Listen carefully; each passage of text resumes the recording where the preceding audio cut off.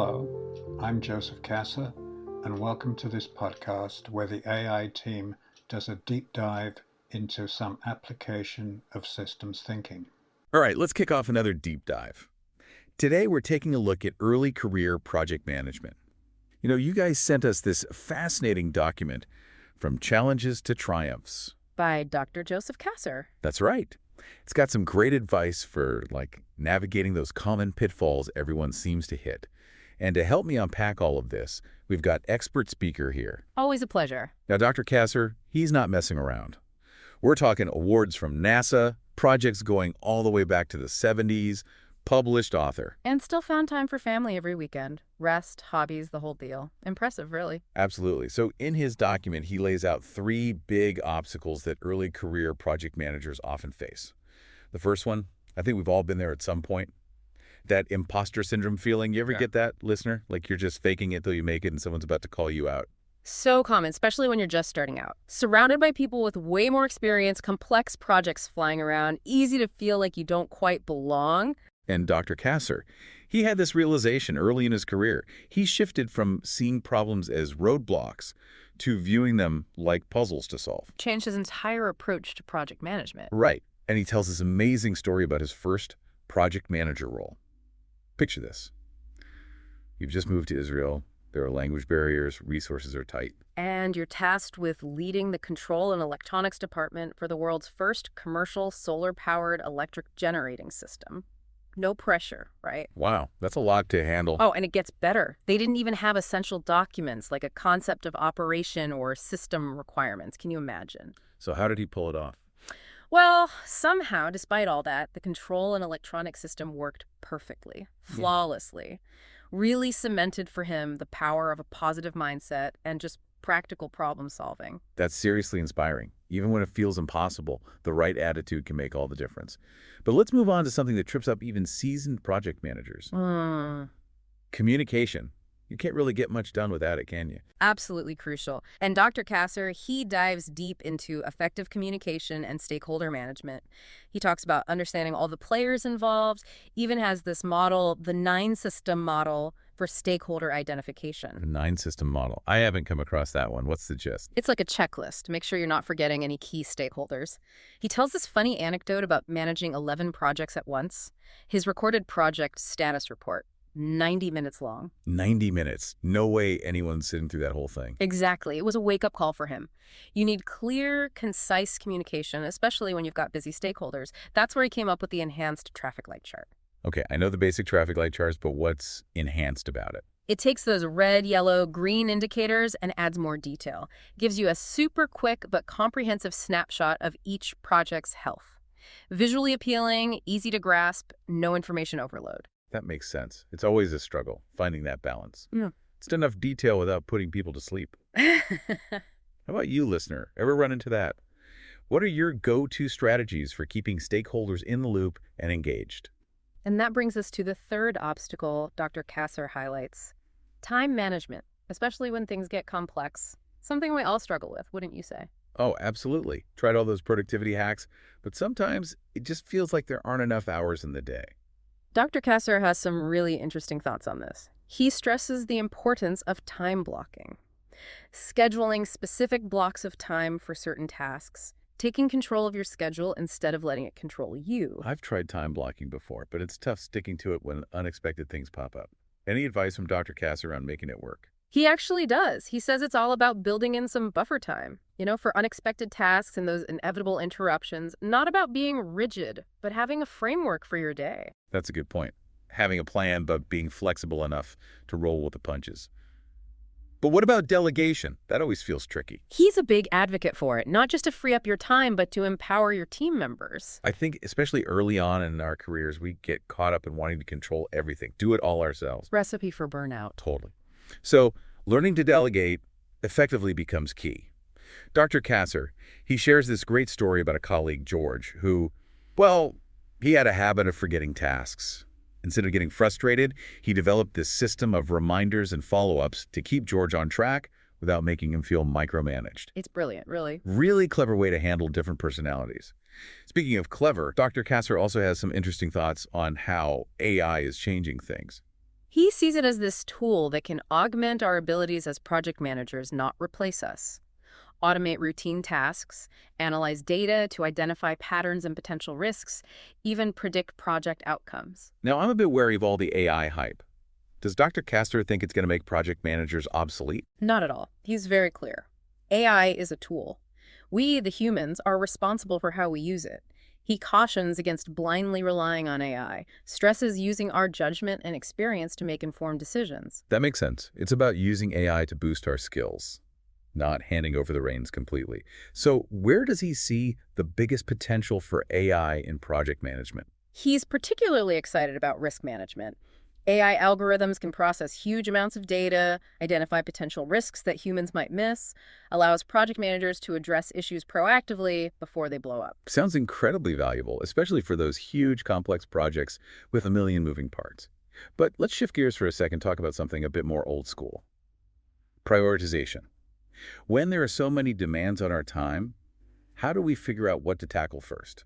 Dr. Kasser brings up the Moscow framework. You list your project tasks, put them into 4 categories: must have, should have, could have, and won't have. Basically forcing yourself to make tough choices about what's truly essential. Absolutely. Helps you prioritize ruthlessly and avoid getting stuck on tasks that aren't critical. I had a colleague just like George once, tried the reminder system, but what really worked was getting him involved in the initial planning stages.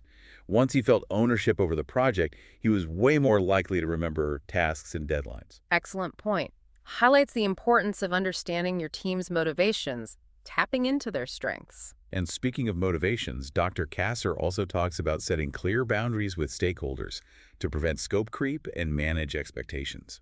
Essential skill. He recommends having those tough conversations up front. Establishing realistic timelines, deliverables, avoiding those last-minute scrambles. I think early in our careers, we're afraid to push back on stakeholders. We don't want to seem difficult or incompetent. But setting those boundaries is vital for protecting your time and the project's integrity. Absolutely. He also recommends contingency plans for those inevitable surprises. Always have a plan B or C ready to go. Exactly. Be prepared for the unexpected and flexible enough to adapt when things go off track. You know what I find fascinating about Dr. Kasser's work is how he ties these 3 seemingly separate obstacles together: imposter syndrome, communication, and time management, with this idea of a resilient mindset. That is interesting. How so? He argues that developing a resilient mindset is crucial for overcoming these challenges and really thriving as a project manager. It's about embracing challenges as growth opportunities, learning from your mistakes, bouncing back from setbacks. So it's not just about mastering techniques and tools, but also about cultivating the right attitude, the mental approach. Exactly. He believes a resilient mindset is the foundation for successful project management. It lets you navigate those inevitable ups and downs gracefully with determination. Makes you think, listener, what's one small step you could take today to start cultivating that resilient mindset in your own work? Maybe it's reframing a tough situation as a learning opportunity, reaching out to a mentor for support, or just taking a few minutes each day for mindfulness and stress management. What I appreciate about Dr. Kasser's message is that it's not about being perfect or having all the answers. It's about acknowledging that challenges are part of the process. How we respond to them, that's what defines us as project managers. He emphasizes that transforming your work life isn't about radical overnight changes. It's about those small, consistent steps in the right direction. Celebrating small victories, acknowledging that progress, not perfection, is key. So let's recap what we've learned from Dr. Kasser today. We talked about imposter syndrome, and how reframing challenges can actually boost your confidence. Remember Dr. Kasser's story about leading that solar project in Israel? Talk about a tough first project. Yeah, a real trial by fire. But he Yeah. totally nailed it. It proves that the right mindset can really make all the difference. For sure. Then we moved on to communication.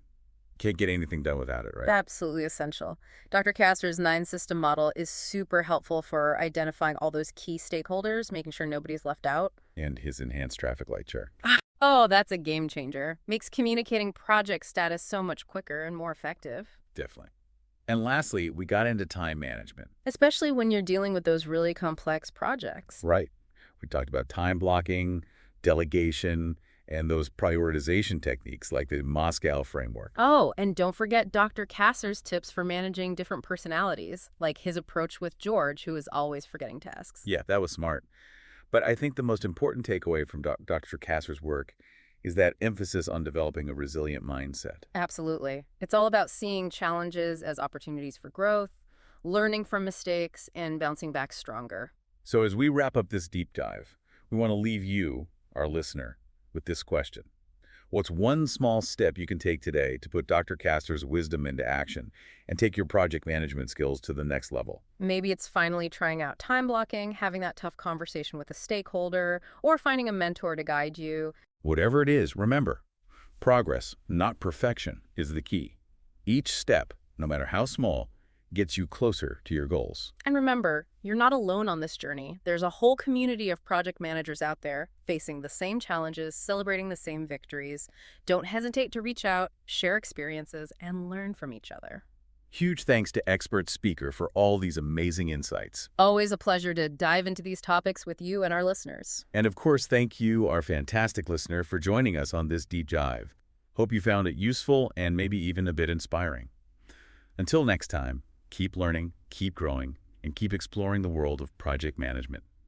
We started off talking about imposter syndrome and how sometimes reframing those challenges can actually give you a confidence boost. Remember that story Dr. Kasser told about leading that huge solar energy project in Israel? Oh, yeah. Talk about being thrown in the deep end. But Yeah. he made it work. It shows you, even when things feel impossible, a positive mindset can really turn things around. Absolutely. Then we moved on to communication. And, well, let's be honest. You can't really get much done in project management without it, can you? Absolutely crucial. And Dr. Kasser's 9-system model, that's such a useful tool for making sure you got all those key stakeholders on board, that nobody's being left out. Yeah, and his enhanced traffic light chart, I love that. Oh, that's a game changer for sure.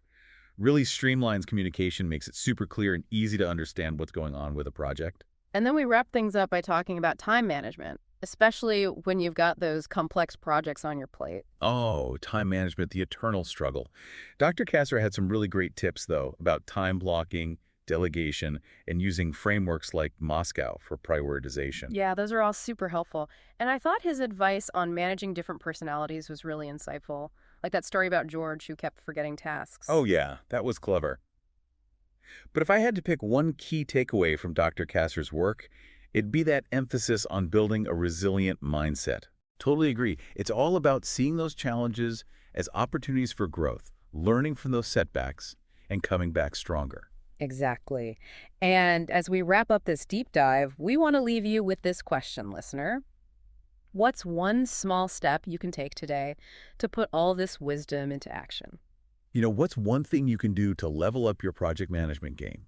Maybe it's giving time blocking a real shot, or finally having that crucial conversation with a stakeholder you've been putting off. Or maybe it's about finding a mentor, someone who can offer guidance and support. Whatever it is, remember, progress, not perfection, is the key. Absolutely. Every step you take, no matter how small, moves you closer to those goals. And don't forget, you're not alone in this. There's a whole community of project managers out there, all navigating the same ups and downs. Exactly. Don't be afraid to reach out, share your experiences, learn from each other.